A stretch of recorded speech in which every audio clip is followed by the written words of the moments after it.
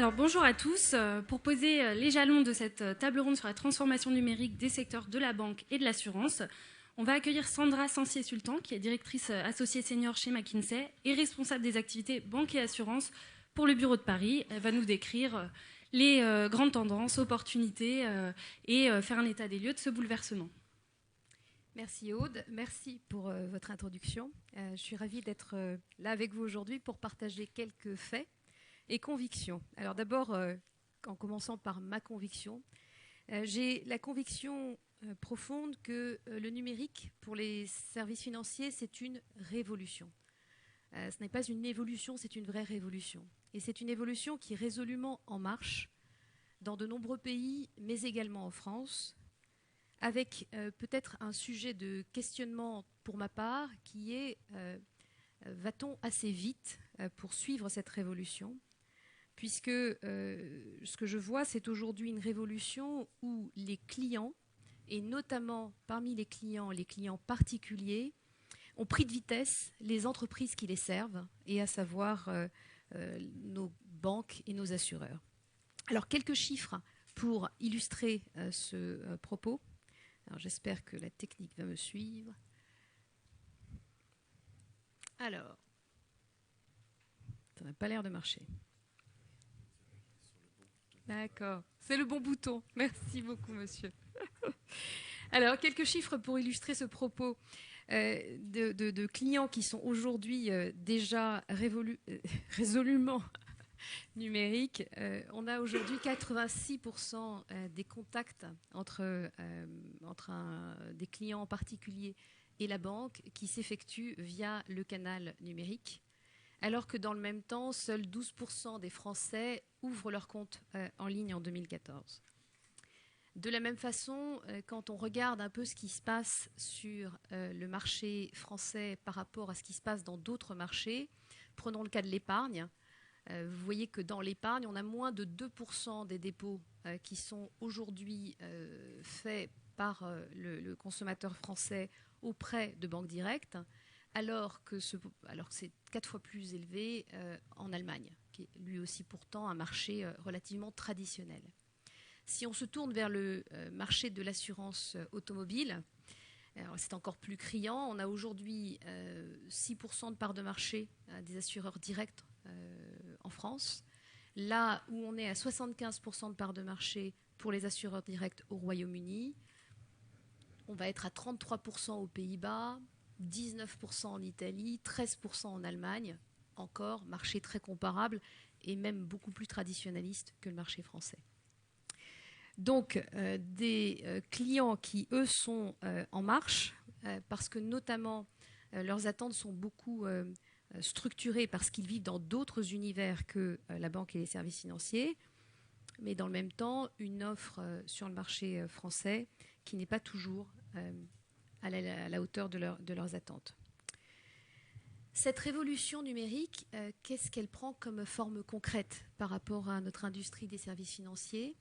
Tout d'abord, une première transformation importante qui est l'entrée de nouveaux types d'acteurs. Alors, ce que vous voyez, je vais à chaque fois illustrer d'une part ce qui se passe à l'international et puis d'autre part vous poser des questions que vous discuterez ensuite avec des acteurs sur ce qui peut être le pendant en France.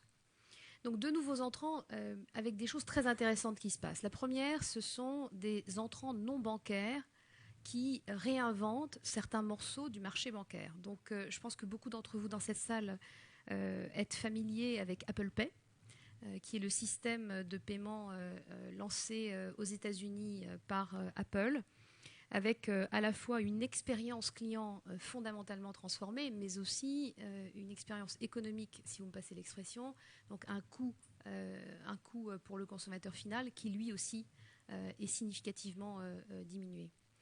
Apple Pay a annoncé un peu plus tôt cette semaine qu'il lançait le même dispositif au Royaume-Uni. Les conditions économiques sont très différentes dans les paiements en Europe continentale Donc on n'est pas sûr que ça puisse être qu'on puisse répliquer exactement le même modèle, mais je trouve intéressant de regarder comment en fait on a des nouveaux entrants type Apple qui peuvent réellement changer la donne. L'exemple que vous avez un petit peu en bas, c'est Google.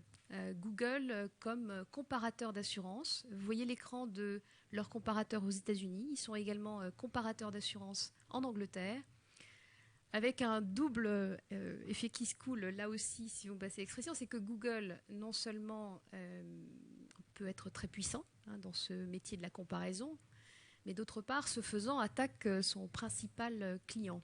Les assureurs sont de très très gros clients de Google comme annonceur. Donc des nouveaux entrants non bancaires.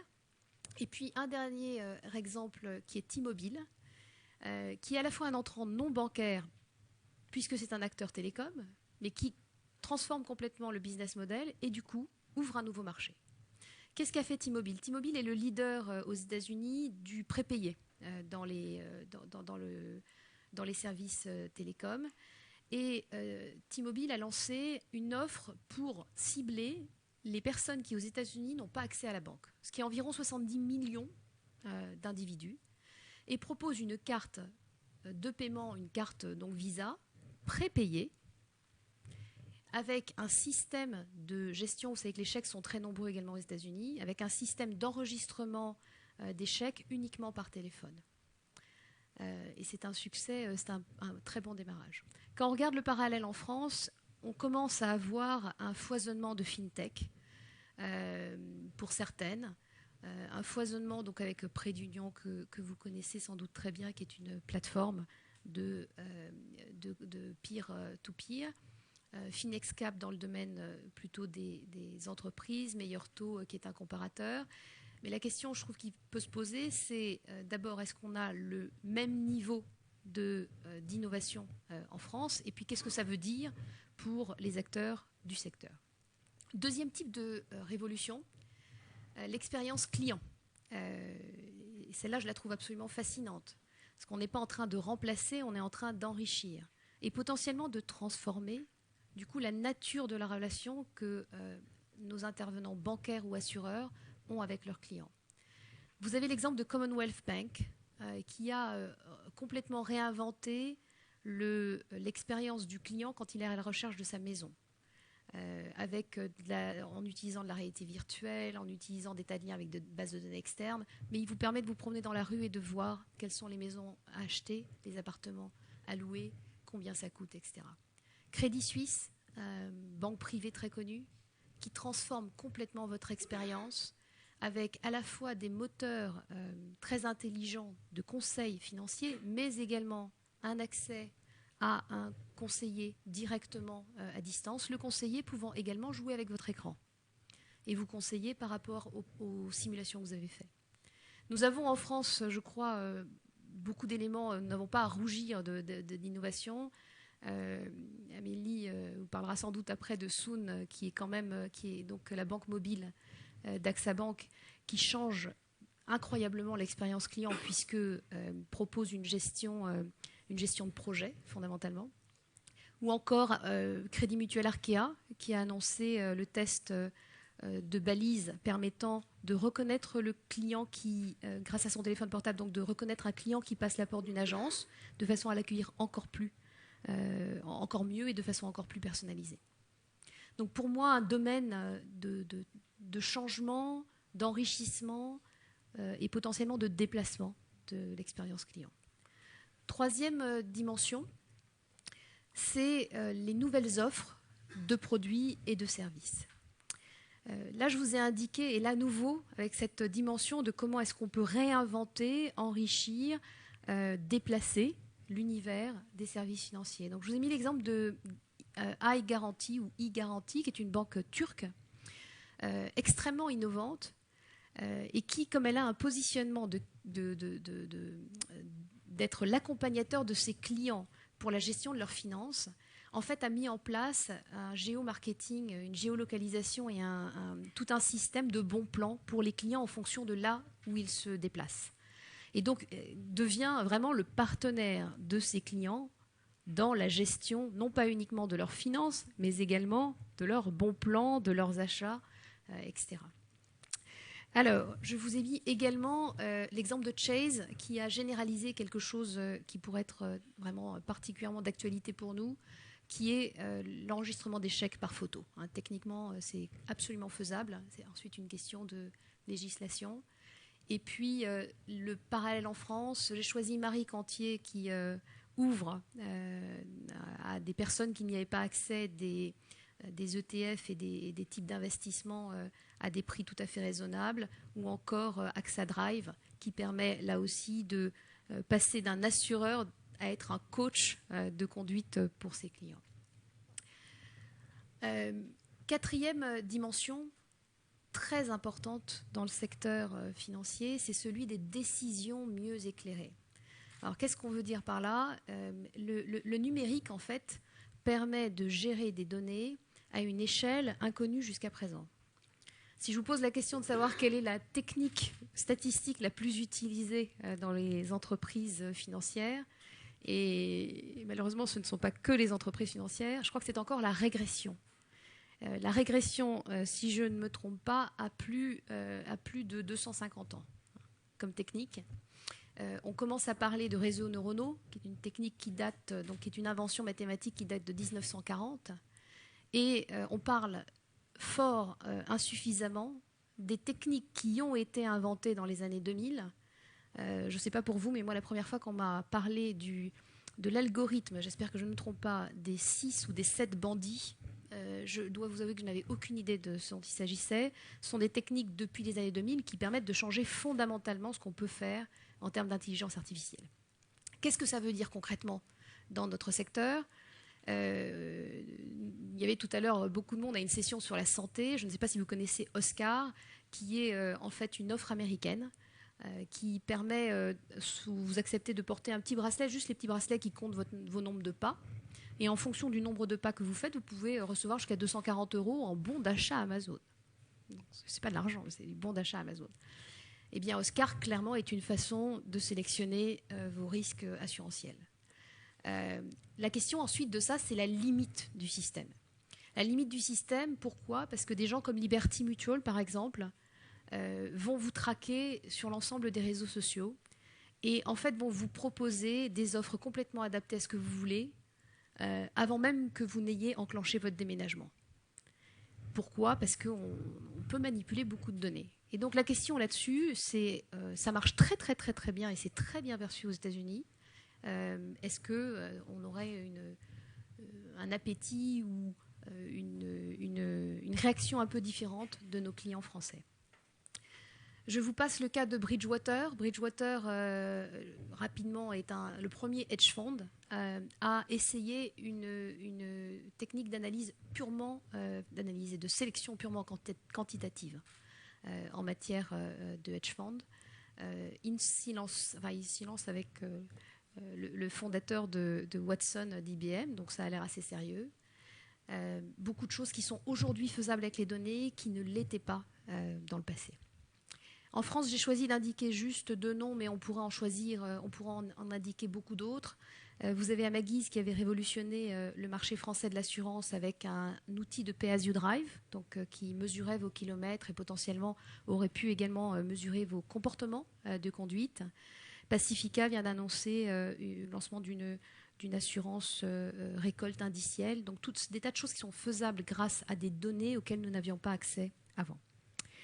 Voilà donc différentes dimensions de changement. La dernière, qui est la plus cachée, c'est celle de transformation des processus de bout en bout. Et pour ça, je me permettrai de montrer uniquement un exemple qui est IPsoft. Vous avez la photographie ici d'Amelia, qui est, selon beaucoup de spécialistes, qui va révolutionner en fait le contact client. Donc Amelia peut ressentir les émotions de quelqu'un au téléphone, est intelligente et apprend à vos réponses comment ajuster les siennes. Et Amelia est un avatar, évidemment, qui peut être complètement personnalisé pour votre entreprise.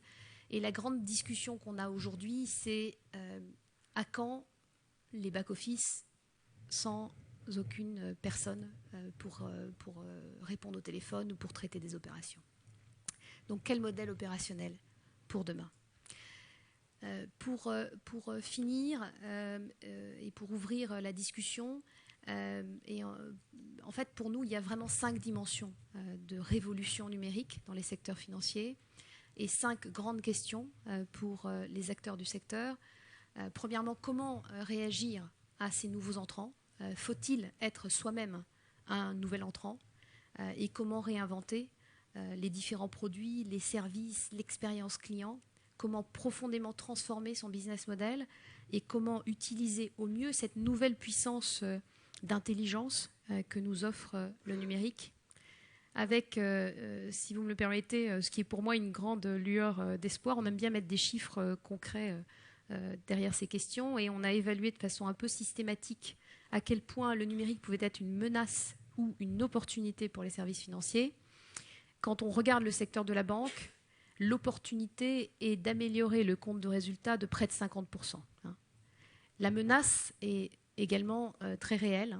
On est à une menace que nous avons évaluée à au moins 30% de ce même compte d'exploitation. Donc des opportunités bien supérieures aux menaces, mais les deux sont d'une ampleur gigantesque.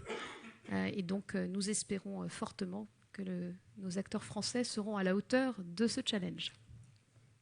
Merci beaucoup Sandra. Pour débattre, pour discuter de toutes ces problématiques, je vais d'abord appeler autour de moi Hugues Lebré, le cofondateur de Compte Nickel, Henri Travers, qui est le directeur du développement du CIC, Virginie Fauvel, la directrice du Digital et Market Management chez Allianz, et enfin Nicolas Le Sur, le fondateur et directeur de la plateforme de financement participatif Unilend. Et pendant qu'il s'installe, on va regarder une courte vidéo dans laquelle Benoît Bazocchi nous présente Smart Angel, qui est une plateforme d'investissement dans des startups et dans des PME, et justement l'un des nouveaux entrants dont Sandra nous parlait tout à l'heure.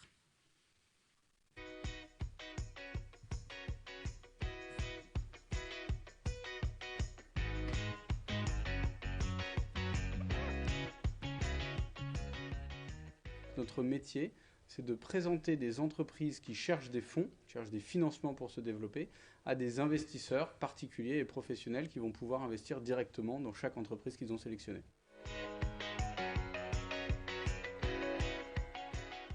Dans le monde traditionnel, quand on cherche des fonds, on va aller taper à plusieurs portes, les unes après les autres, et puis finalement, on va s'épuiser pendant de longs mois à rencontrer des investisseurs, à débuter des négociations qui, pour la plupart, ne vont pas aboutir. La vraie rupture, elle est dans la création de cette place de marché et dans la possibilité de se rencontrer beaucoup plus facilement et de fluidifier, en fait, finalement, la rencontre de l'offre et de la demande.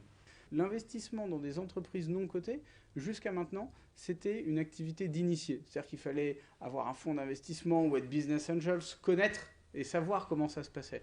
Désormais, tous les particuliers, tous les épargnants qui ont un peu d'argent sur des livrets d'épargne, qui ont un peu d'argent en bourse, vont pouvoir se dire moi aussi j'ai envie d'investir dans des startups dans lesquelles je crois et je vais y mettre une petite partie de mon épargne. Nous sommes une place de marché, c'est-à-dire qu'on va avoir une commission sur les flux qui transitent par la plateforme. Aujourd'hui, le marché dans le monde, c'est quelques milliards de dollars. On estime que d'ici 5 à 10 ans, ce seront des centaines de milliards et on parle même de milliers de milliards de dollars qui vont pouvoir transiter par les plateformes pour aller s'investir directement dans les entreprises sous forme d'investissement en capital, sous forme de prêt. Et je pense qu'on vient bousculer les gens qui font ce métier-là de manière traditionnelle et qui ne sauront pas s'adapter à ces nouvelles formes d'investissement. Sur les plateformes de crowdfunding, les épargnants reviennent. Et là où ils étaient en train de disparaître finalement des places de marché boursières parce que les mécanismes d'intermédiation étaient devenus extrêmement forts, finalement on remet du contact, on remet de l'affinitaire dans l'acte d'investissement et donc on fait revenir les particuliers qui ont parfois délaissé la bourse vers l'investissement dans les entreprises et dans l'économie réelle, ce qui est fondamental pour ces entreprises.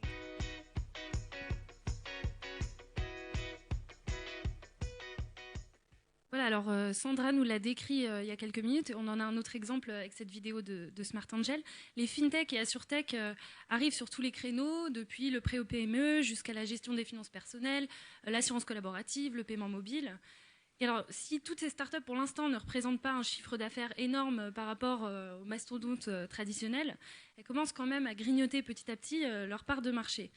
Alors, Hugues, on va commencer avec vous. Votre objectif, quand vous avez créé le compte Nickel, c'était justement de disrupter le système bancaire traditionnel et de créer un réseau parallèle.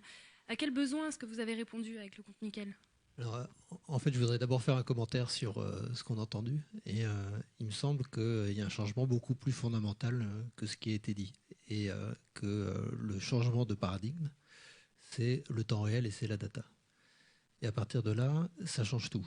C'est-à-dire que c'est la fin de l'époque où on téléchargeait les données. Donc, dans un modèle bancaire, c'est la fin du batch. Donc, c'est la connaissance en temps réel de tout ce qui se passe et pas par croisement de fichiers pendant la nuit. Ça change absolument tout sur la lutte contre la fraude, sur la sécurité, sur la data, sur la connaissance a priori de toutes les opérations plutôt qu'a posteriori, sur la lutte contre la fraude. Donc c'est un changement qui est majeur et qui est absolument considérable, et ça fait tomber beaucoup de barrières d'entrée. Et puis cette data, l'algorithme, ça change aussi fondamentalement la manière de penser. Alors nous, on ne fait pas de crédit, et puis je répondrai à votre question après.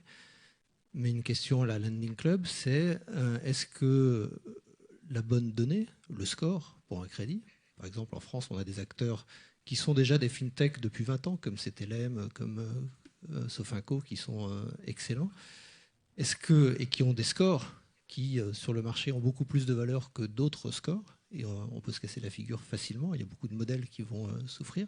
Est-ce que le score calculé en connaissant les gens, en connaissant leurs revenus, en connaissant leurs dépenses, donc la capacité à rembourser, à prêter, va être le meilleur score? Ou est-ce qu'aujourd'hui, ce qui a changé fondamentalement, c'est que Google lit vos agendas, lit vos mails, que vos opérateurs téléphoniques savent exactement où vous êtes, à quel moment? Est-ce que finalement, c'est l'algorithme qui va calculer la capacité morale à rembourser en utilisant des milliers de données, plutôt que la méthode empirique, en utilisant des dizaines de données qui, aucune, n'est capable de prédire l'avenir, d'où le coût de risque qui existe et qui existera toujours. Et donc, il y a bien des changements fondamentaux qui sont en train de se passer. Alors, nous, on était partis de l'idée qui était qu'il y avait une exclusion bancaire et qu'il y avait 2,1 millions d'exclus bancaires par an en France et que les statistiques Banque de France montraient que si les députés avaient bien fait leur travail avec le service bancaire de base, il n'y a que 30 000 personnes par an qui en bénéficiaient. Donc, il y avait un vrai problème et il y avait des gens à bancariser et qu'il fallait trouver un nouveau système pour leur permettre d'avoir accès à un compte tout simple. C'est très compliqué quand on n'a pas de compte, de toucher son RSA, de payer la cantine des enfants. Et donc il fallait plusieurs révolutions. Il fallait une évolution qui était réglementaire, c'est la création du statut d'établissement de paiement en 2009, et donc qui ne permet pas de faire de crédit, mais qui permet d'émettre un relevé d'identité bancaire. Mais si on ne peut pas faire de crédit, on ne peut pas faire de découvert, donc il faut en temps réel bloquer les opérations.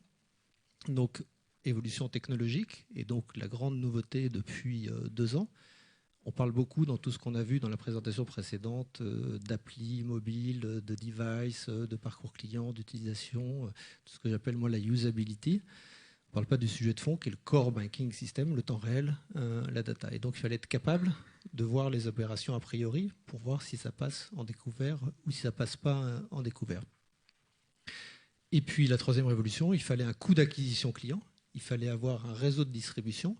Quand on va acheter du mot-clé Google, dans une précédente conférence tout à l'heure, on disait que Booking.com payait 2 milliards d'euros par an à Google pour être le mieux référencé. Des banques en ligne payent 1 million d'euros par an à Google. Et donc si on va aller chercher des clients, si on va être capable de créer une marque sans avoir de budget marketing absolument colossal, il faut être dans la vie réelle, proche des gens, sur le terrain, avec des vrais réseaux de distribution. Et donc le compte Nickel, c'est la conjonction de ces 3 sujets. Le temps réel, la capacité réglementaire à faire des nouvelles choses, et puis un réseau de distribution très performant. Et donc, je rappelle que c'est un compte qu'on ouvre en 5 minutes chez un buraliste près de chez soi, où on utilise 2 types de technologies. Les premières qui sont toutes les technologies de dématérialisation et de reconnaissance qui permettent d'authentifier de manière, comme dans les aéroports, de manière très solide l'ensemble des documents d'identité, puisqu'on a l'obligation légale de vérifier l'identité, d'extraire les données et de fabriquer de manière automatique le dossier client, et puis d'émettre un relevé d'identité bancaire en moins de 5 minutes qui est imprimé sur le terminal de paiement électronique. Et donc là, c'est un changement complet de la fonction du terminal de paiement électronique, où avant on mettait une carte et on sortait une facturette, et maintenant on l'associe à un dossier client et on émet un relevé d'identité bancaire. Et donc finalement, ce terminal de paiement électronique, c'est ce qui est le plus sécurisé en télécommunications, c'est PCI DSS, et c'est plugué à ce qu'on appelle le cloud, le big data, l'ensemble des serveurs, c'est-à-dire des trucs qui coûtent 8% d'électricité et qui ne sont pas du tout dans les nuages, mais qui sont bien sur la terre ferme. Et donc, ça, c'est les premières technologies. Le deuxième, c'est le temps réel. Et donc, très concrètement, quand vous faites une opération avec une carte nickel, chez un commerçant ou sur Internet, vous mettez votre carte dans le terminal de paiement électronique.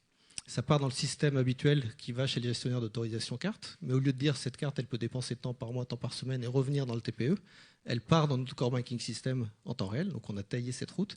Et nous, on regarde s'il y a l'argent. S'il y a l'argent, on paye. S'il n'y a pas l'argent, on ne paye pas. Mais ça a une vertu qui est énorme. C'est qu'avant de payer, on a le code du commerçant. Et donc, quand on a le code du commerçant, si c'est du commerçant dur, si c'est du commerce en ligne, si c'est de l'étranger, si c'est de la pharmacie, on sait tout. Et comme on a des logiciels d'analyse comportementale qui regardent et qui connaissent bien les comportements des clients, on est capable de dire si ce paiement est conforme au comportement du client ou pas, et de bloquer les fraudes avant. On a un coût de la fraude, pour l'instant, je touche du bois, mais très, très nettement inférieur à ce qui se passe dans le système bancaire. Et donc, on est très surpris parce que on a une clientèle beaucoup, beaucoup plus large que ce que l'on avait prévu. Je t'amènerai là-dessus. On a bien sûr 30% de chômeurs, de personnes sans revenus réguliers, d'interdits bancaires. Et on est très, très fiers de jouer ce rôle d'inclusion sociale. Mais on a 50% de salariés du secteur public et du secteur privé, et qui sont des gens qui ont un revenu moyen de 1 300 €. Et là, j'ai découvert quelque chose, c'est qu'il y avait 40% des Français qui étaient en dépassement d'autorisation de découvert au moins une fois par trimestre. C'est une étude Panorama Banque. Et quand on est en dépassement d'autorisation de découvert, on a un agio qui passe de 15 à 25%, mais c'est un incident, c'est 8 €. Et le législateur a plafonné les frais d'incident à 8 € par opération, 80 € par mois, ça fait 960 € par an. Et donc si vous faites un retrait au distributeur après le dépassement d'autorisation de découvert, c'est un incident, c'est 8 €. Si vous avez un rejet de prélèvement, c'est en moyenne 20 €. Si vous avez une lettre de relance de la banque, c'est 13 €. Et la vérité, c'est que si vous prenez les déciles de la population, le coût de la banque, c'est une courbe en U. C'est-à-dire plus vous êtes pauvre, plus vous payez les agios et les frais d'incident, et puis plus vous êtes aisé, plus vous avez des actifs, et vous payez 1% chez Rothschild pour quand vous êtes en gestion privée. Mais si on prend la banque au quotidien, les paiements, juste payer et être payé, c'est une courbe en L, parce que quand on est riche, on a la gueule gratuite. Et donc, on a un succès massif sur ces gens-là, parce qu'ils ont un coût de la banque qui est 2 fois, 3 fois, 10 fois supérieur à la moyenne nationale, qui est de 190 €. Et donc, la première vertu que l'on a, finalement, c'est non pas de bancariser des exclus, ce qu'on est très fiers de faire, mais c'est de redonner plusieurs centaines d'euros de pouvoir d'achat à du mass market. Et après, je termine, comme on est en temps réel, comme on est sécurisé, comme c'est un compte, on ne peut pas dépenser plus que ce que l'on a. 26% de nos paiements cartes sont des paiements Internet. La moyenne nationale, c'est 10,5%. Donc les gens se disent, tiens, c'est mieux que d'exposer mon compte et je vais prendre cette carte-là pour payer sur Internet et cantonner mon risque et avoir la sécurité du temps réel et du reporting en temps réel. 8% de nos paiements cartes sont des paiements étrangers. La moyenne nationale, c'est 4%. C'est-à-dire que quand on part à l'étranger, on se dit, tiens, avec la carte nickel, j'ai 0 frais quand je vais au Maroc ou aux États-Unis, alors qu'ailleurs, j'ai en moyenne 4,7% de frais. Comme je suis en temps réel, je n'ai pas à couvrir le change. Donc, je fais le change spot à la seconde où la personne paye et je ne couvre pas de 15% le change. Et donc, en fait, on est très compétitif sur des segments. Donc, pour répondre de manière très simple à votre question et de manière très synthétique, oui, on est sur notre schéma de départ. On est beaucoup plus vaste que ce que l'on imaginait. Et à partir du moment où, avant, ouvrir un compte, c'était 3 quarts d'heure plus 10 jours, et c'était compliqué et long avec beaucoup de questions très intrusives, maintenant, c'est le temps d'acheter un DVD, c'est le temps d'acheter un livre. Ça coûte 20 €, ça dure 5 minutes. Donc, chacun l'ouvre pour un usage particulier. Le plus iconoclaste qu'on a vu, c'est 2 personnes qui ont un compte pour gérer leur bateau, par exemple. Voilà. Alors, juste un nombre, pour finir. Un nombre. Combien de comptes ouverts Alors, on va être dans les 119 000 ce soir. Donc, on a battu le record le mois dernier à 10 039 comptes. La semaine dernière, à 3 000 comptes dans la semaine. Donc, le prochain record qu'on vise, c'est 1 000 comptes dans une journée. Pour l'instant, le record dans une journée, c'est 707 comptes. À l'heure où on parle, on n'ouvre plus d'un compte minute en ce moment. Donc, on est numéro 1 devant toutes les banques en ligne des ouvertures de comptes mensuels 15 mois après le lancement. D'accord. Mais on n'est pas dans les stades d'Ernst & Young, donc on est passé à côté. Alors, donc, Sandra nous disait tout à l'heure que justement, ces nouveaux entrants pourraient coûter près de 30% du résultat d'exploitation aux acteurs traditionnels français. Alors, Henri, est-ce que vous pensez que les fintechs déjà représentent une menace pour l'activité du CIC? Et puis peut-être que vous voudrez répondre en quelques mots, disons, à ce que vient de dire Hugues. Oui, bien sûr. Alors, bon, tout d'abord, je pense qu'il ne faut jamais sous-estimer les nouveaux entrants sur un marché. Donc, on prend ces événements nouveaux avec beaucoup de sérieux. En même temps, on remarque, si vous voulez, si on donne quelques chiffres, une banque traditionnelle comme la nôtre, donc groupe CMCIC, a 10 millions de clients particuliers, 1 million de clients entreprises et professionnels. Bon, il y a une matière importante, évidemment. Ce que je voudrais dire également, c'est que ces nouveaux entrants, d'une façon générale, interviennent tous sur des bouts de banque, une partie du métier de banque. Alors que nous, notre métier, finalement, c'est plutôt de faire de la banque de bout en bout, hein, c'est-à-dire totalement. Ce qui n'a pas les mêmes contraintes, bien sûr, ce qui ne présente pas les mêmes contraintes. Il faut aussi remarquer que les nouveaux entrants ne sont pas soumis aux mêmes réglementations que celles auxquelles nous sommes soumis. En d'autres termes, si nous voulions imiter tel ou tel de ces nouveaux entrants, nous ne le pourrions pas pour des raisons réglementaires. Je m'inscris en faux, vous pouvez créer un établissement de paiement, vous créez des sociétés d'assurance, du leasing automobile, vous pouvez créer un établissement de paiement. Je vois même réglementation pour tous. Quoi. Non. Le level playing field, comme disent les Anglais, n'est absolument pas le même. Qu'est-ce qui vous empêche de créer un établissement de paiement? Non. Rien. N'est absolument pas le même pour intégrer ce type d'activité dans notre structure actuelle. Ce ne sont pas du tout les mêmes réglementaires, c'est un problème de culture ou de système, si vous voulez, mais réglementairement parlant, vous pouvez faire la même utilité que moi demain matin. Non, on ne va pas faire un débat sur le réglementaire, mais ce ne sont pas les mêmes conditions d'entrée. Mais ce n'est pas là le cœur de mon propos. C'est beaucoup plus... Ce que je veux ajouter, c'est qu'il n'y a pas d'un côté, si vous voulez, les nouveaux entrants qui auraient l'apanage de l'innovation et les banques existantes qui, elles, seraient un peu dinosaures et n'auraient pas cette capacité à innover. Hein. Donc je ne sais pas dans quelle mesure on peut développer un peu ce propos maintenant par rapport aux autres intervenants. En termes de chiffre d'affaires, par exemple, quel impact ça a pour vous, toutes ces fintechs? Alors écoutez, je me suis livré à un petit calcul. Actuellement, nous produisons vis-à-vis des entreprises et des professionnels qui sont quand même les plus impactés par les nouveaux entrants, en termes de crowdfunding notamment, il y a à peu près 1 pour 10 000 clients de notre banque qui sont réputés, statistiquement, avoir eu recours au crowdfunding, par exemple. C'est donc hyper marginal. Aujourd'hui, je ne sous-estime pas l'avenir que peuvent avoir ces nouvelles pratiques. En revanche, je constate qu'aujourd'hui, c'est extrêmement marginal. Alors, on reparlera tout à l'heure un peu de ce que vous mettez en place, justement, pour aller au-devant de ces nouvelles tendances. Je peux juste te dire un petit mot, parce que je travaille chez Allianz, qui est aussi un acteur traditionnel. En fait, nos 125 ans cette année, donc on est un acteur traditionnel. Et je pense qu'en 2015, il n'y a plus un acteur traditionnel qui peut dire « je ne savais pas ». Parce qu'on a vu un certain nombre de secteurs être fondamentalement transformés. On a vu un certain nombre d'entreprises disparaître. Donc je crois que la préoccupation aujourd'hui, elle est tout à fait présente dans les grandes entreprises. Si elles ne disent pas, je pense que c'est une préoccupation qui devrait être au top niveau. Donc pour moi, ce qui me semble nouveau en 2015, en 2014, c'est vraiment la prise de conscience. Personne aujourd'hui ne peut dire « je ne savais pas ».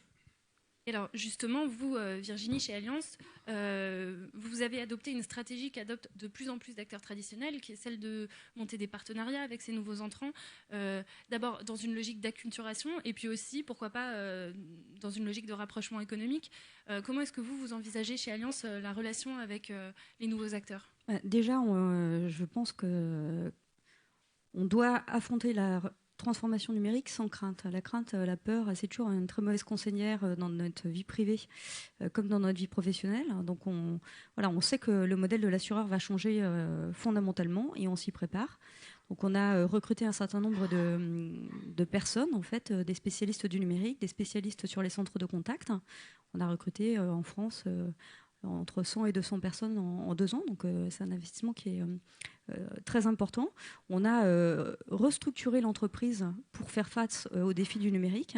On a mis le poste du numérique au comité exécutif parce qu'on pense que c'est un sujet qui ne doit pas être laissé à des consultants ou laissé à des jeunes débutants dans une vie d'entreprise. Ça doit être un sujet qui est pris au plus haut niveau de l'entreprise. Le PDG de l'entreprise est très préoccupé par ces questions-là.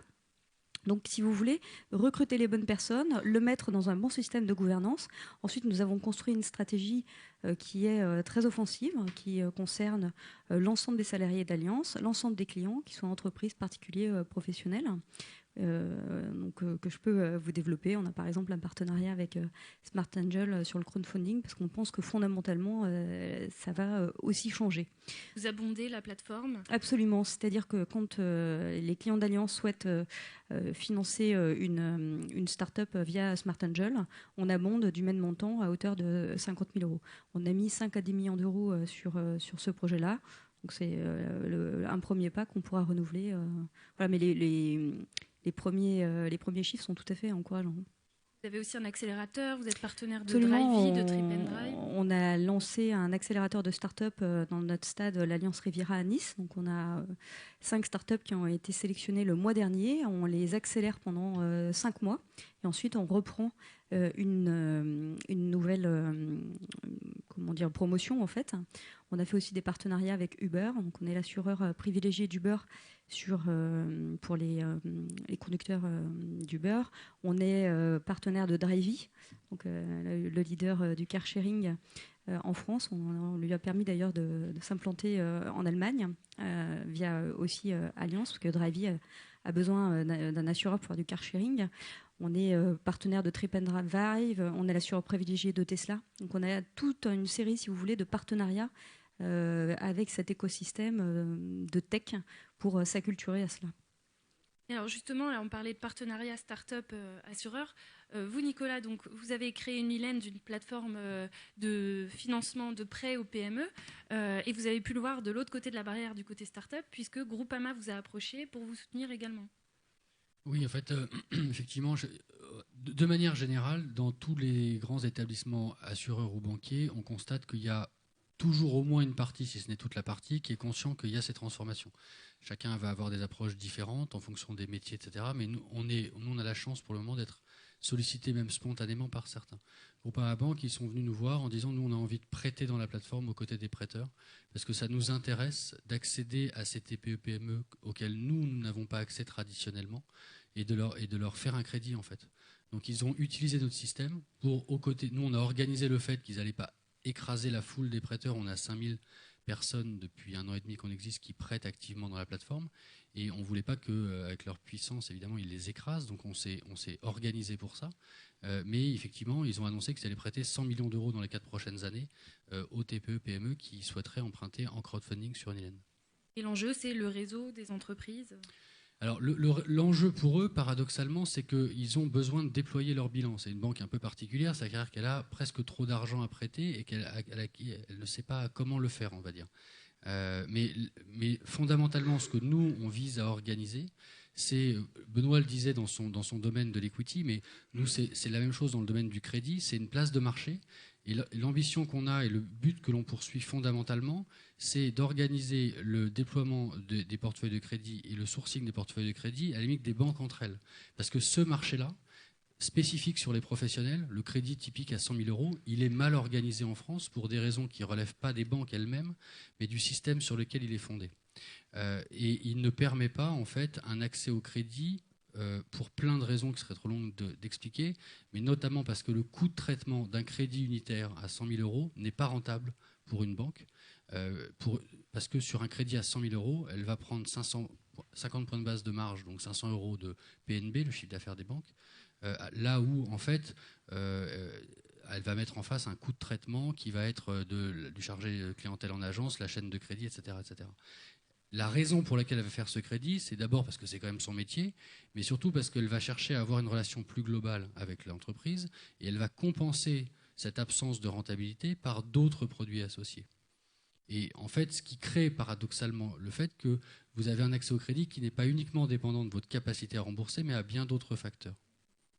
En une phrase, oui, une phrase, ça peut être un peu difficile, mais je voulais simplement dire que l'accès au crédit des entreprises ne peut pas être limité, si vous voulez, n'est pas une affaire de bisounours. C'est-à-dire, c'est pas des gentils épargnants qui prêtent de l'argent à de gentilles entreprises. C'est pas tout à fait comme ça que ça marche. Dès lors qu'on parle de crédit, on parle tôt ou tard de gestion du risque. Cette gestion du risque d'abord, c'est une expertise. Ensuite, elle a un coût qui se répercute forcément. Et paradoxalement, ce que l'on observe aujourd'hui, c'est que la crowdfunder prête à des taux supérieurs à ceux des banques.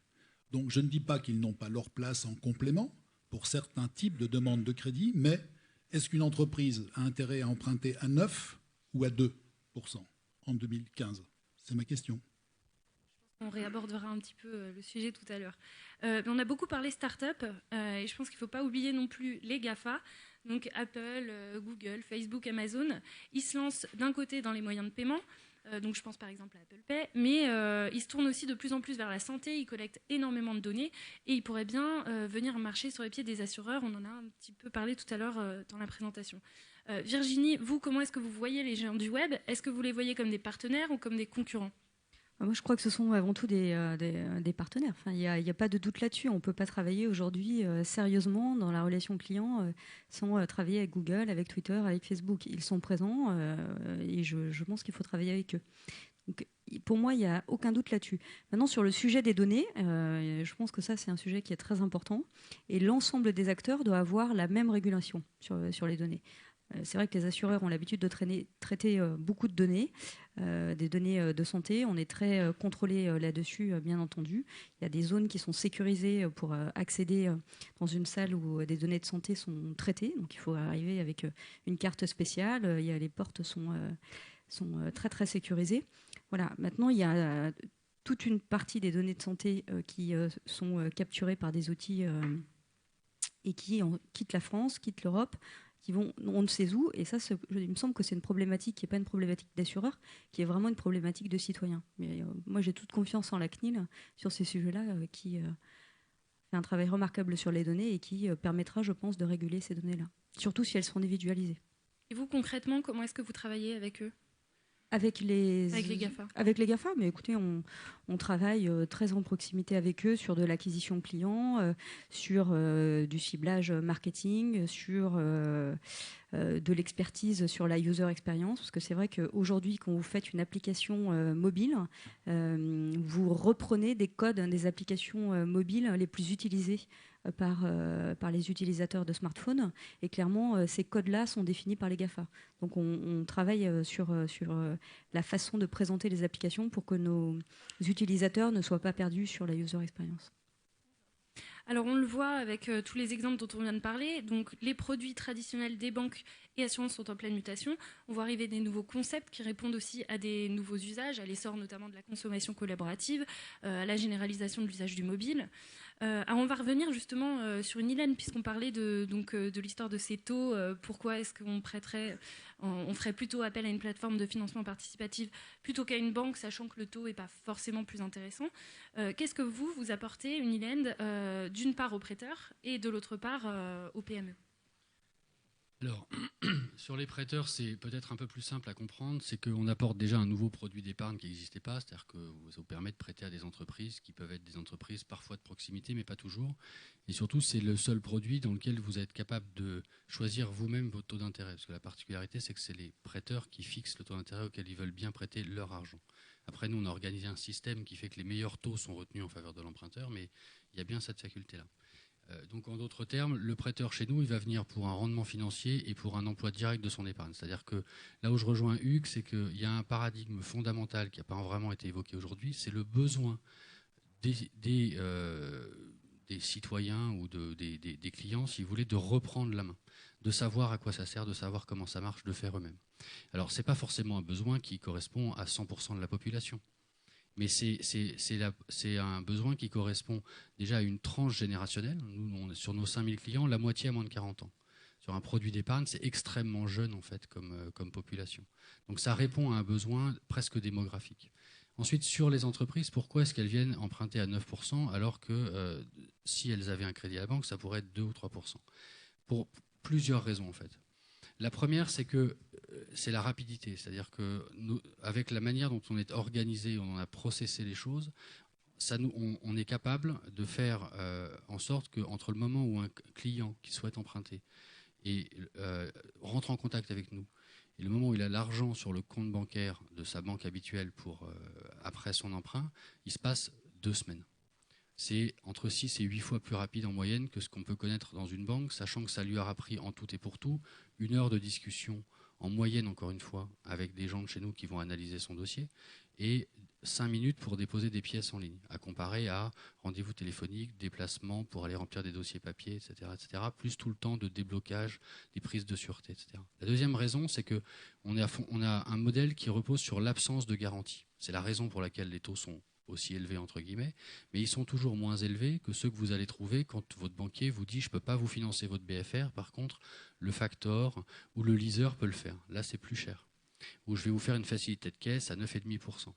Ça, c'est plus cher. Donc, en fait, c'est moins cher que les alternatives au crédit à 2% qui, en réalité, concernent essentiellement des crédits d'investissement, donc de la machine-outil ou de l'immobilier, qui ne sont pas 100% des besoins des TPE-PME en 2015, hein, on n'est pas dans une France encore très industrielle, et qui sont ceux sur lesquels il n'y a effectivement aucun problème d'accès au crédit bancaire, parce que précisément, il y a une faculté de l'établissement de crédit à prendre une sûreté réelle, et qui est la condition sine qua non pour obtenir un refinancement de ce crédit à la Banque centrale. Nous, on n'a pas besoin de se refinancer, puisqu'on ne fait pas de transformation d'une épargne courte vers des besoins longs. On est dans la même maturité entre l'épargnant et l'emprunteur. Et de ce fait, c'est le troisième avantage de ce système-là, c'est que de manière plus fondamentale, c'est un système qui ne présente pas les risques systémiques que présentent les bilans bancaires, dont on a bien vu le potentiel, si je puis dire, en 2008, puisque là, on est sur des effets dans lesquels il n'y a pas d'effet de domino possible, puisqu'il n'y a pas de corrélation de ce type-là. Voilà. Il manque 2 choses dans ta présentation. Bien sûr, tes clients répondent à des questions très fortes et ne mettent pas 100% de leur épargne dans un crédit avec une entreprise. Donc, tu as des limites qui sont très fixées, ce qui fait qu'ils sont prêts à perdre. Et s'ils font des crédits régulièrement, globalement, ils auront un rendement de l'ordre de 5-6%. Et puis, vous avez au milieu des analystes crédit qui font le vrai boulot et vous triez les dossiers, vous le sélectionnez les dossiers. Je te remercie, Hugues, d'avoir ce regard extérieur, effectivement. Je précise qu'on retient 2% des demandes de financement qu'on reçoit. Donc après, on peut se tromper, bien évidemment, mais je vous rejoins. L'analyse de risque, c'est pas un truc qui s'invente, c'est pas un truc de bisounours. Donc heureusement, il y a plein d'analystes dans les banques qui peuvent faire autre chose. Et la deuxième chose, effectivement, c'est que ça repose fondamentalement sur une dispersion maximum des prêts. C'est-à-dire que idéalement, un prêteur chez nous, et c'est la raison pour laquelle d'ailleurs on a choisi de leur permettre de le faire à partir de seulement 20 € par projet, il doit avoir idéalement des dizaines, des centaines de prêts. Avant, sans prêt, ça ne sert à rien d'essayer de raffiner. Il faut faire de la répartition maximum. Alors, juste, je vois que Henri trépigne un peu à côté. Donc, il nous reste 2 petites minutes pour cette partie. Donc, je vous laisse répondre. Et j'aimerais bien quand même que vous nous parliez rapidement de ce qu'a lancé le CIC, des expérimentations sur le mobile et le marketing, puisque oui. C'est intéressant de montrer ce que vous faites, vous, sur ce plan-là. Donc, c'est à destination des commerçants, si vous pouvez nous le décrire. Bon, tout d'abord, en 2 mots, c'est un peu comme s'il y avait innovation dans l'innovation. Hein. Vous savez qu'en matière de prestations de services et en matière bancaire, il n'y a pas de protection des idées.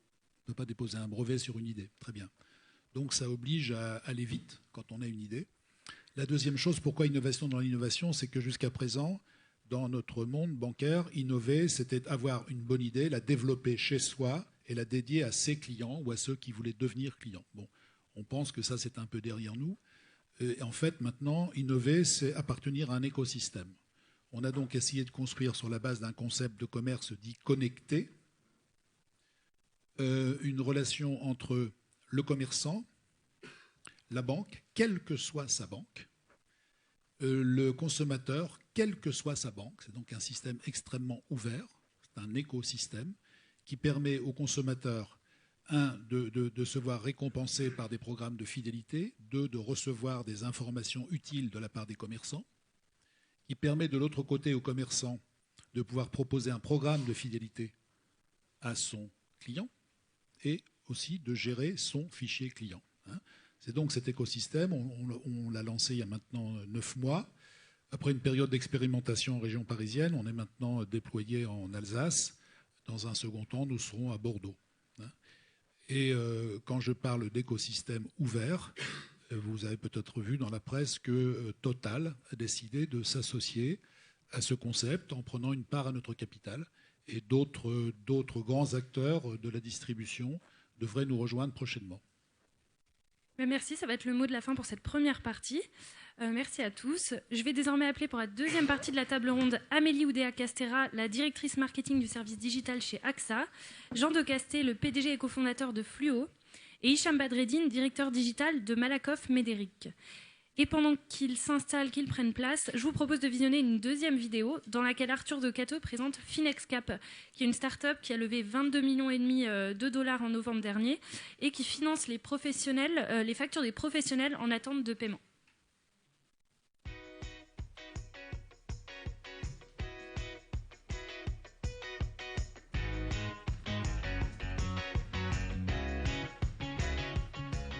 Maintenant, quand vous regardez, vous ouvrez un petit peu le capot de la société, on a totalement révolutionné le système. Il n'y a absolument aucun engagement, ni de durée, ni en termes de volume aussi de créances qui sont à facturer. C'est totalement dématérialisé. Chez nous, par exemple, nos clients, ce qu'ils nous disent, c'est que les journées sont tellement prises déjà, si vous voulez, quand vous êtes un chef d'entreprise, de PME, vous êtes harassé par l'opérationnel, que la capacité de le faire à n'importe quelle heure de la journée, l'extrême réactivité de nos équipes, où on a eu des cas par exemple où des gens sont connectés le mardi soir et le mercredi matin, ils recevaient leur offre, le cash était viré le mercredi soir, c'est quelque chose qui pour nous s'inscrit dans une modernité. Voilà. Et puis il y a totalement également d'absence de caution ou de mise en place de sûreté personnelle. Le modèle économique il est simple, c'est-à-dire qu'en fait quand vous me cédez une facture, vous ne payez quasiment qu'une commission de succès, avec une tarification qui est extrêmement limpide et qui est flat, qui est à l'heure actuelle de 2,49% de la valeur faciale, si vous voulez, d'une facture au-delà de 10 000 euros. Et puis pour toutes les factures en deçà de 10 000 euros, c'est 1,49% plus 100 euros de frais de traitement. Si grâce au numérique, si vous proposez des outils qui vous permettent d'aller justement vous adresser à des sociétés qui sont peut-être délaissées de par leur taille, de par leur risque également, la difficulté d'évaluer leur risque, et vous permettre, si vous voulez, de vous adresser à elles directement au sein d'interfaces web, qu'elles soient dans un petit village de l'Ardèche ou au Havre, et vous pouvez leur proposer une même qualité, voire supérieure en termes d'expérience client, et simplement vous leur donner l'accès au service, je vous dirais qu'à ce moment-là, le numérique va bien au-delà de ce qu'on expliquait tout à l'heure, d'une gentille cosmétique et de dire bah, c'est sympathique, on fait du web. Non. C'est simplement de rendre accès à un service qui est primordial, et en l'occurrence, en ce qui nous concerne, c'est la trésorerie, à des entreprises qui sont délaissées. Les acteurs établis. Je pense que ce qui est bousculé, c'est d'un côté les acteurs établis, et de l'autre, si vous voulez, également des clients qui se rendent compte qu'ils ont accès à des services à des conditions auxquelles ils n'avaient pas accès. Et je pense que c'est tout l'intérêt de briser des monopoles. Je veux dire, les monopoles n'incitent pas à l'innovation. Parce que quand vous êtes établi, vous avez des bonnes positions, finalement, vous avez une entente qui fait qu'on se contente de l'existant. Et nous, on a vocation peut-être à être une sorte de réveil matin pour dire, regardez, voilà ce qui peut arriver lorsqu'on va voir des gens qui ont été délaissés jusqu'à présent.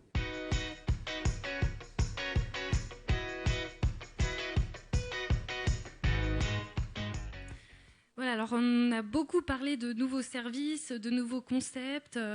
On a assez peu parlé pour l'instant d'expérience client. Et on va commencer avec vous, Amélie, puisque chez AXA, vous avez sorti une nouvelle application plus globale que ce qui existait jusqu'alors, qui s'appelle Mon AXA. Est-ce que vous pouvez nous dire ce que ça recouvre, où en est le déploiement aujourd'hui et quel bilan vous pouvez déjà en tirer? Oui, bonjour à toutes et à tous.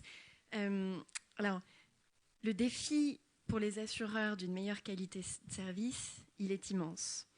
On est réputé pour notre sens du maniement de la donnée, parfois pour notre expertise, notre conseil de proximité, mais on n'a jamais été réputé pour avoir une formidable expérience client et un formidable service aux clients. Or, dans ce monde du numérique, il y a une telle élévation des standards de la relation client qu'il est absolument impératif pour un acteur assurantiel, pour un acteur comme AXA, d'augmenter considérablement l'expérience client, de la rendre beaucoup plus fluide, beaucoup plus riche, beaucoup plus proche, beaucoup plus simple. Alors, pour réaliser ça, vous le disiez, on a lancé le 3 juillet dernier, donc elle aura bientôt une petite année, cette application mobile, Mon AXA, qui est une application réservée à nos clients, mais à laquelle on a ajouté dans la dernière release qui est sortie avant-hier un mode démo, donc qui permet du coup de montrer ce qu'elle contient comme service à nos prospects. et qui comporte 3 principaux blocs de fonctionnalités. Le premier bloc, c'est tout ce qui est self-care. Il y avait une exigence pour nous, autant on adore notre réseau, on croit dans l'avenir de notre réseau, mais on a conscience qu'aujourd'hui, pour un ensemble de tâches à relativement faible valeur ajoutée, il est bon pour le client et il est même bon pour nos agents généraux, pour nos réseaux de distribution, de donner plus d'autonomie au client pour qu'il puisse réaliser lui-même toute une série d'actes et qu'il puisse le faire où il le veut, quand il le veut, 24/7, etc. Dans ce premier bloc de fonctionnalités, donc dites self-care, vous avez la capacité de retrouver le détail présenté d'une manière très pédagogique de vos différents contrats d'assurance. Le libellé des garanties a été très simplifié. On a fait un vrai effort de pédagogie autour de ça. Vous pouvez retrouver également l'évolution de votre solde bancaire si vous êtes chez AXA Bank, suivre l'évolution de vos avoirs sur un contrat d'assurance vie. Vous pouvez télécharger vous-même tout un tas d'attestations, l'IFU, l'attestation scolaire au bon moment quand on est souvent en retard pour les dernières inscriptions à l'université ou les derniers papiers administratifs pour l'école. Vous avez la faculté de suivre chacune des étapes de votre sinistre et de déclarer sur cette application mobile votre sinistre. Vous pouvez également suivre vos remboursements santé, effectuer des simulations de certaines dépenses santé. Tiens, au regard de ma complémentaire, si demain je veux faire telle ou telle intervention médicale, chirurgicale, etc., à hauteur de combien je vais être remboursé, compte tenu de la prise en charge sécu, etc. Vous avez la faculté également de pouvoir modifier vos bénéficiaires de la complémentaire santé. Vous avez la capacité de payer vos cotisations, etc., etc. Donc, premier bloc de fonctionnalité. Le deuxième bloc de fonctionnalité, c'est la dimension relationnelle. C'est-à-dire que pour nous, il était très important non pas de bâtir une application en silo par rapport à nos réseaux de conseillers, d'experts, mais au contraire de mettre ces experts dans cette application mobile et de permettre à nos clients de leur envoyer des messages, de faire du chat avec eux, de leur déposer une demande de rendez-vous, un relevé d'informations, ce type de choses, et également dans des situations d'urgence, en un clic, de pouvoir faire appel à l'assistance. Et puis, le troisième bloc de fonctionnalité, l'idée, c'est vraiment de tirer parti des fonctionnalités intrinsèques du smartphone pour proposer davantage de personnalisation. Donc ça marche notamment avec les notifications. Vous savez que souvent, les délais de gestion d'un sinistre, MRH ou même auto, parfois, sont encore un peu longs. Il y a souvent pour nos assurés un effet tunnel qui est particulièrement désagréable à vivre. Et donc là, l'idée d'avoir un assureur qui proactivement vous explique que votre sinistre a bien été pris en charge, que l'expert est passé, que le remboursement a été effectué ou que la réparation est en cours, c'est quelque chose de rassurant, c'est quelque chose d'attentionné et d'important pour les gens. Et l'autre bloc de fonctionnalité qui est clé dans les smartphones, c'est les facultés de géolocalisation. Et là, il y a 2 séries de choses qu'on a faites et qui apportent de la valeur ajoutée à nos assurés. C'est celle de pouvoir géolocaliser leurs partenaires santé. Par exemple, vous avez une complémentaire santé, vous avez, grâce à ça, accès à des prix préférentiels à un dentiste, un audioprothésiste, un médecin généraliste. Vous pouvez repérer sur l'application mobile quel est celui le plus proche de chez vous, le meilleur spécialiste à proximité, et du coup avoir comme ça la faculté de vous repérer dans ces réseaux médicaux qui sont souvent un peu complexes à déchiffrer.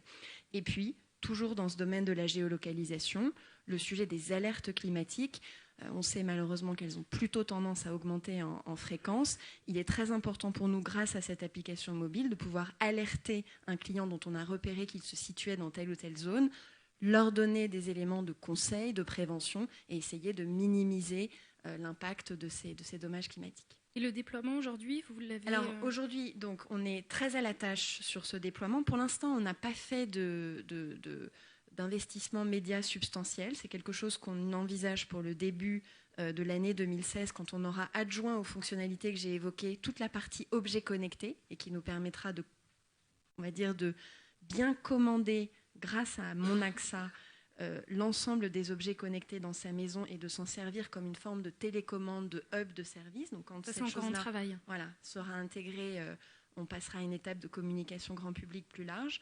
Pour l'instant, on a commencé du custom audience sur Facebook qui nous permet donc à nos clients de bénéficier de ces Facebook Ads et de leur attirer l'attention sur l'intérêt pour eux de télécharger cette application. Et puis surtout, on fait le jeu de notre réseau, on s'appuie sur eux pour opérer le déploiement auprès de nos clients et ce sont aujourd'hui devenus quasiment les meilleurs ambassadeurs de cette application. Et vous me disiez 170 000 personnes, c'est ça qui sont... Un petit peu moins, 140 000 pour l'instant, mais avec un rythme de croisière qui est rapide et on a un très bon programme d'animation sur le terrain pour les encourager à continuer à déployer cette application avec nous. D'accord. Alors Jean, on va passer à Fluo. Alors je ne suis pas sûre que tout le monde connaisse ce que fait Fluo dans la salle, donc ce serait bien déjà de nous expliquer. Vous avez une application B2C, mais vous êtes quand même principalement en B2B. Est-ce que vous pouvez nous expliquer le concept ? Bonjour, donc, effectivement je suis fondateur de Fluo, entrepreneur un peu multirécidiviste dans l'assurance. Parce qu'auparavant j'avais créé un comparateur que j'ai vendu il y a un petit peu moins de 2 ans à des Anglais qui s'appelait lesfurets.com. Et j'ai créé Fluo parce que la comparaison c'est bien, mais ce n'était pas suffisant. En effet, le principal problème que vous avez, que ont les consommateurs vis-à-vis de leurs assurances, c'est essentiellement de savoir si on est couvert, si on est suffisamment couvert, et ce qu'il nous manque pour avoir la meilleure couverture possible. Et donc Fluo est venu de ce constat des consommateurs, qui est de se dire, voilà, on a le droit de savoir si on est couvert et on a le droit de bénéficier de la meilleure couverture possible. Et donc nous avons développé ce moteur d'analyse des garanties que vous possédez déjà. Et à côté de ça, nous avons ajouté en fait des garanties complémentaires, ce qui permet en fait aux consommateurs de bénéficier de la meilleure couverture à des prix extrêmement compétitifs. Donc nous avons commencé à partir des garanties dans les moyens de paiement, les cartes bancaires, parce que naturellement, plusieurs fois par an, nous nous posons la question de savoir si nous sommes suffisamment couverts lorsque nous partons en vacances, lorsque nous louons une voiture, lorsque nous allons au ski, lorsque nous achetons un téléphone mobile. Très souvent, nous sommes sollicités aussi pour acheter une assurance, un téléviseur et tous les autres biens de consommation. Donc nous sommes partis de ce constat et nous offrons une solution sous forme de moteur qui existe sous forme d'application, qui s'appelle Fluo. Je vous recommande de télécharger. Aujourd'hui, nous avons une offre d'assurance voyage qui est complètement imbattable en termes de qualité et en termes de prix, car elle complète ce que vous avez déjà à partir de vos cartes bancaires, et on a analysé plus de 340 cartes bancaires. Et nous avons développé ce moteur que nous mettons à disposition des acteurs B2B. Donc nous avons commencé dans un secteur naturel qui est le voyage, et nous avons équipé une agence de voyage leader dans son domaine des agences haut de gamme, avec donc des voyageurs qui ont des cartes très très haut de gamme. Et on s'aperçoit qu'en fait, avec Fluo, qui est donc une couche de service de transparence supplémentaire avec ce qui existe déjà, nous permettons d'aligner les intérêts à la fois du voyageur, du consommateur, du voyagiste et de l'assureur. Pourquoi ? Parce qu'effectivement, au bout de quelques mois d'expérimentation, nous sommes aperçus, et c'est le voyagiste qui est revenu vers nous en disant, voilà, grâce à vous, nous avons multiplié par 2 notre chiffre d'affaires assurance. Mais multiplier par 2 le chiffre d'affaires assurance, c'est colossal. Et effectivement, et c'est notre ambition. Pourquoi ? Parce que l'assurance est un service exceptionnel qui est insuffisamment valorisé. Et en ajoutant de la transparence, nous sommes capables effectivement d'emmener l'assurance à un autre niveau de jeu, dans une nouvelle ligue, et d'amener les consommateurs à un niveau de satisfaction vis-à-vis de leur assurance bien plus élevé que ce que ce n'est aujourd'hui. Là, vous apportez aux assureurs du trafic, du chiffre d'affaires et des nouveaux clients. Exactement. Ce qu'on peut voir, c'est qu'effectivement, on reste dans de l'assurance, donc c'est un service qui a ses limites, parce qu'on n'est pas non plus dans de l'incitation, on ne va pas rembourser des téléphones mobiles avec qui on a joué au frisbee, mais dès lors qu'on joue le jeu de la transparence, qu'on joue le jeu effectivement de l'explication vis-à-vis du client, le client adhère à un discours d'assurance. Effectivement, quand on part en voyage, il est important d'être bien assuré et d'être convenablement assuré. Alors justement, vous travaillez avec des assureurs et vous nous disiez tout à l'heure que vous avez fondé lesfurets.com, donc vous êtes habitué à travailler avec eux. Quand vous avez lancé lesfurets.com, quelle a été la réaction ? Est-ce qu'elle a évolué ? Comment les assureurs ont vu le comparateur ? Alors les assureurs, en fait, on peut regarder sous différents marchés. Sur les marchés étrangers, les assureurs ont vu d'un œil très positif l'arrivée des comparateurs. Pourquoi? Parce que en fait, c'est un canal extrêmement efficace de façon générale de distribution des offres. Sur le marché français, il y a des réticences. Il y a eu des réticences. Aujourd'hui, effectivement, les comparateurs doivent faire leurs preuves, doivent prendre leur bâton de pèlerin et convaincre.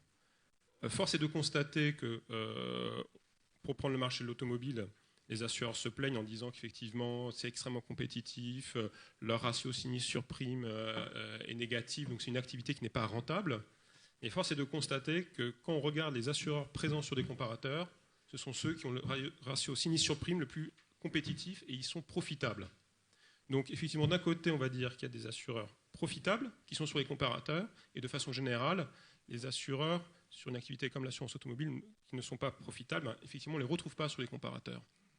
Et sur les comparateurs, on retrouve des marques très connues du groupe AXA comme Direct Assurance, qui est une véritable success story et qui rencontre un succès phénoménal aujourd'hui, non seulement online, mais aussi en dehors. Alors on a évoqué la transformation dans le secteur des assurances et l'un des sujets dont on entend beaucoup parler dans ce cadre, c'est celui des objets connectés. Alors on se demande si on va pouvoir les utiliser, comment, est-ce que ça va être des facteurs de croissance pour les assureurs, est-ce qu'ils vont permettre par exemple de déterminer le pricing et est-ce que tout simplement ça ne va pas rebuter le client. Alors Hicham, qu'est-ce que vous en pensez et quelle est la stratégie de Malakoff Médéric en la matière? Qu'est-ce que vous avez lancé sur les objets connectés? Bonjour tout le monde. D'abord, je vais commencer juste par Malakoff Médéric, qui est un assureur plutôt B2B. On fait effectivement de l'assurance en B2C, mais beaucoup en B2B. Et on a un enjeu majeur avec les entreprises, qui est l'enjeu de la gestion du risque. Parce que le bénéfice vis-à-vis de l'entreprise pour cet enjeu-là, c'est maîtriser l'absentéisme, qui est un fléau au sein des entreprises et qui génère des coûts et moins de productivité.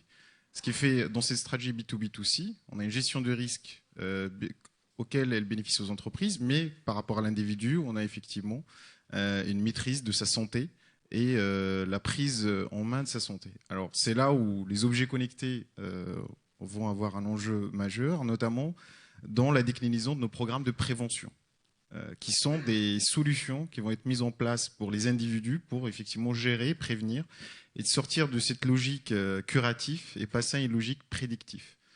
En tout cas, notre stratégie en tant qu'assureur, mais je pense qu'il y en a d'autres qui ont la même, c'est de sortir de ce rôle d'indemnisation et plutôt passer vraiment dans un rôle d'acteur dans le système de soins, à la fois avec la prévention, mais à la fois avec l'orientation dans le système de soins.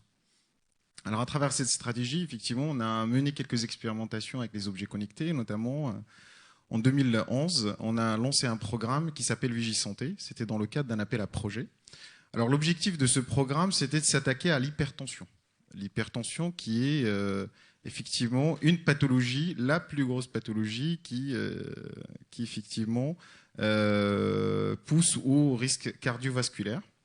Et sur cette pathologie, on a choisi le Nord-Pas-de-Calais, où 50% des décès sont dus à des pathologies cardiovasculaires.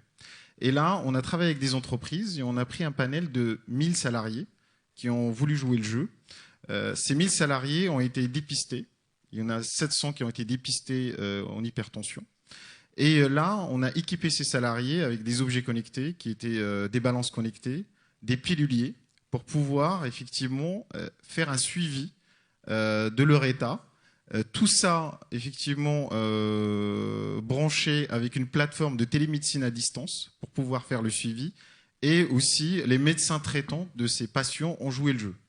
Et c'était intéressant parce que cette expérimentation a duré pendant 2 ans. Et on a constaté qu'effectivement, en étant dans un système de prévention, on a pu effectivement accompagner des gens pour qu'ils ne basculent pas vers des états plus critiques. Alors, suite à cette expérimentation, on est passé à un autre stade depuis maintenant depuis 1 mois. On a lancé effectivement notre programme Entreprise Territoire de Santé, qui est à la fois des services mis à disposition des entreprises pour pouvoir piloter leur absentéisme, à la fois leur absentéisme et aussi l'explosion de la sinistralité au niveau des contrats de prévoyance, mais aussi vis-à-vis des salariés, une plateforme effectivement de coaching et de suivi de santé qui est capable effectivement d'absorber la data des objets connectés pour pouvoir effectivement les accompagner lors de ces programmes de prévention. Et alors, ça reste toujours dans un objectif de prévention. Est-ce que vous pourriez envisager de le mettre dans un objectif de pricing si vous courez tant de temps par jour, alors on va vous réduire le prix de votre assurance ou, Alors ma réponse, on n'en a pas besoin. Parce que si on fait de la prévention, normalement on diminue la sinistralité et tout le monde est gagnant. Pourquoi on ira jusqu'au pricing? D'ailleurs, je pense qu'en termes de la data, ça veut dire qu'on rentre dans une analyse personnelle. Et nous, effectivement, aujourd'hui, on n'est pas dans cette dynamique, on est plutôt dans des statistiques au global. Et notre stratégie, elle est gagnant-gagnant. Pour l'entreprise, c'est une diminution effectivement de l'absentéisme et qui est effectivement on est capable aujourd'hui de prouver les vrais coûts ou les vrais gains par rapport à cette stratégie. Et pour l'individu, on est dans une stratégie de prévention de son capital santé. Ce qui fait, je pense qu'avec la prévention, on n'est pas obligé d'aller jusqu'à effectivement le pricing, en tout cas à date. Alors, on parle des objets connectés et forcément, on évoque les données. La data est au cœur de la réflexion, on en a déjà un petit peu parlé sur la transformation numérique. Les données peuvent permettre de gagner en efficacité, de mieux connaître et de mieux cibler ses clients. Et ça, c'est un vrai enjeu. Alors, Hicham, vous avez un peu parlé du sujet de l'absentéisme. Et vous m'aviez dit en préparant cette table ronde que vous aviez mis en place un algorithme pour justement évaluer le taux d'absentéisme chez chaque entreprise et leur donner des informations pour l'améliorer. Vous pouvez nous en dire plus, nous expliquer comment ça marche ? Alors aujourd'hui, c'est simple. À partir du moment où vous gérez des contrats de prévoyance, vous êtes en capacité effectivement d'avoir des données sur l'absentéisme des entreprises. Vous corrélez ça à des données du marché, notamment sectorielles, et ça vous permet effectivement de montrer aux entreprises leur taux d'absentéisme, faire la comparaison par rapport au benchmark sectoriel, et aussi identifier quelles sont les causes de cet absentéisme et derrière proposer des leviers et des services pour agir sur cet absentéisme. Maintenant, je ne parle que de la prévention. On peut imaginer demain aller plus loin et corréler les contrats de prévention avec les contrats de santé. Et là, vous allez affiner beaucoup plus le sujet parce qu'à ce moment-là, quand vous allez voir par rapport à la santé quels sont effectivement les traitements qui sont là, bien sûr, toujours, on n'est pas dans de la donnée personnelle, mais on travaille au global. Si vous corrélez effectivement les causes de cet absentéisme, les maladies, les pathologies, vous allez effectivement proposer des services plus affinés, vous allez être beaucoup plus efficace, effectivement, si vous allez sur une stratégie où vous travaillez effectivement sur les deux offres qui sont la santé et la prévoyance. Ce qui ne se passe pas toujours parce qu'aujourd'hui, on travaille soit sur la prévoyance, soit sur la santé. Mais la corrélation des deux va pouvoir effectivement nous permettre d'affiner les services et les actions qu'on peut mettre en place avec les entreprises.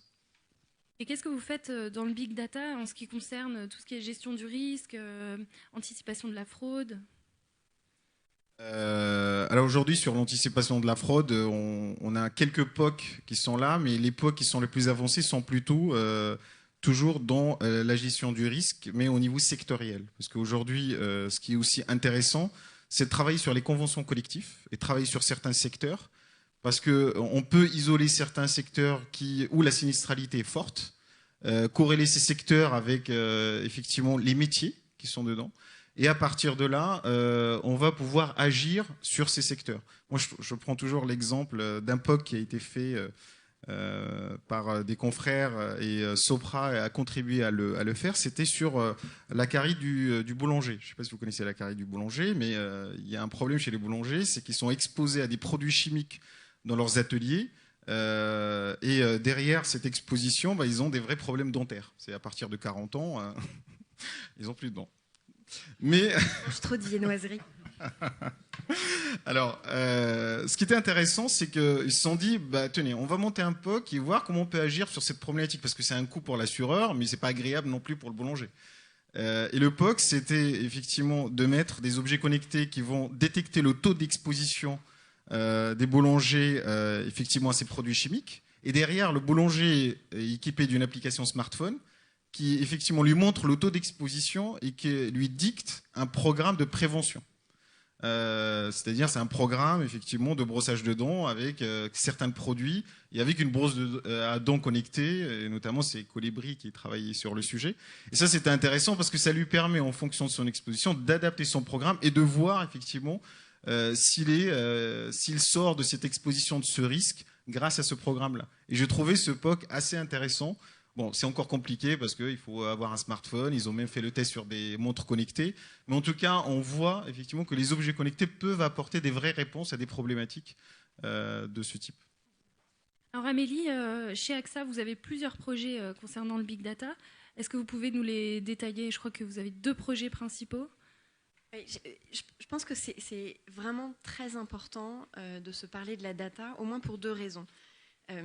La première, on l'a senti dans la première table ronde, ce qu'il y a de super difficile dans cette transformation numérique pour des acteurs comme nous, très installés, leaders aujourd'hui, c'est qu'il faut à la fois continuer à faire réussir ce business model gagnant aujourd'hui, demain matin, tout en trouvant la vision nécessaire, l'engagement, le temps suffisant, l'élan pour préparer le leadership de demain. Donc il y a une espèce de double track qui est compliqué à suivre et qui, on le voyait un petit peu dans la petite passe d'armes de tout à l'heure, entre les dinosaures ou les nouveaux, etc., où l'équation est souvent mixte, c'est qu'on peut parfois avoir même ces débats en interne, sur le rythme de la transformation, etc. Et ce que je trouve super intéressant avec la data, c'est qu'elle aligne tout le monde. Parce qu'un bon maniement de la data fait réussir le business d'aujourd'hui comme le business de demain. Mais une fois qu'on a dit ça, je pense qu'il y a une autre idée qui est importante, c'est qu'il ne faut surtout pas penser que, par exemple, nous autres assureurs, la data a toujours été au cœur de notre business, nous sommes très quantitatifs, etc. Parce que, comme ça a été parfaitement exprimé par Sandra, la manière d'utiliser la data est en train de changer tellement profondément que parfois même les actuaires, on va dire, les plus établis, les plus chevronnés, ne sont pas forcément les plus agiles et les meilleurs et les plus prônes à prendre ce changement-là. Donc, c'est super intéressant de se dire que cette data, qui est un peu notre or noir, là aussi, elle illustre le besoin de modernisation de toutes nos équipes. Alors, nous, j'ai envie de dire, avant de travailler sur le big data, on sait qu'on a encore beaucoup de marge de progrès et on s'y attelle sur ce que j'appelle, moi, la petite et la moyenne donnée. La petite et la moyenne donnée, c'est des choses aussi bêtes que la collecte d'un email ou d'un portable. Et on sait que dans nos entreprises, là où typiquement les clients d'un Google, d'un Amazon, c'est juste 100% de détention de l'email, on a encore, nous, des trous dans nos bases clients. Et ça, j'évoquais tout à l'heure les mécaniques d'alerte climatique, de push notification. Tout ça, vous pouvez le faire aussi si vous avez le contact du client. Envoyer un SMS pour prévenir attention, danger sur la route, etc. Il faut avoir la façon, la capacité de contacter par les voies numériques modernes nos clients. Donc, ce n'est pas parce qu'on se parle de big data qu'il n'y a pas tout un travail à faire sur la plus petite data. Sur la partie grosse data, en effet, on a 2 séries d'initiatives en cours. On a un premier projet qu'on appelle la Vision 360 et qui vise non pas tellement, en tout cas pour l'instant, à aller enrichir nos bases clients par des données externes glanées sur le web, sur les réseaux sociaux, etc., mais simplement à reconcentrer dans des entrepôts modernes de données tout ce qu'on a aujourd'hui de dispersé dans nos systèmes. Donc, typiquement, ce projet, il nous conduit aujourd'hui à travailler, trier, raffiner, nettoyer l'équivalent de 10 téraoctets de données. C'est juste considérable, issus de 20 systèmes applicatifs et de 500 tables de données. Ça, c'est la quantité de data présente chez des assureurs comme nous. Donc, on l'ordonne, on la travaille, on la raffine, on lui donne du sens. Ça, c'est le premier volet. Et derrière, ce qui est intéressant, ce n'est pas tellement de reconstituer du coup un jardin à la française avec une data bien organisée, c'est d'aller au cran du use case et de regarder comment ça nous permet de mieux anticiper, par exemple, le départ à la retraite, de mieux comprendre les facteurs prédictifs d'une résiliation. À l'inverse, peut-être de mieux regarder dans une logique next best product to push, quelles sont les bonnes combinaisons de multi-équipements sur nos différents segments de clientèle. Vous avez comme ça des univers devant vous qui s'ouvrent, de reprise en main de votre business pour le rendre plus performant, plus intelligent. Ça, c'est une première série d'applications. Et puis, la deuxième grande série d'applications, c'est tout ce qui est achat média programmatique.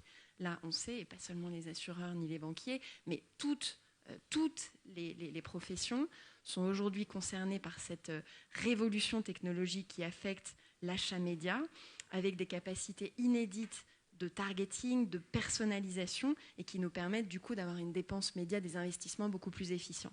Donc là, ça repose sur ce qu'on appelle une DMP, une Data Management Platform, et sur une mécanique qui consiste d'une part à ce qu'on appelle, pardon pour les termes un peu techniques, mais à cookifier nos clients, c'est-à-dire quand ils sont présents sur notre site ou sur des sites sur lesquels on pousse des bannières publicitaires, on leur attribue un petit identifiant numérique qui nous permet d'avoir, en plus de leur nom, prénom, de leur adresse postale, de leur numéro de téléphone, d'avoir sur eux un identifiant numérique qui nous permet du coup de derrière de leur proposer une expérience beaucoup plus pertinente et beaucoup plus personnalisée quand ensuite ils viennent sur leur site ou sur l'espace client de leur assureur.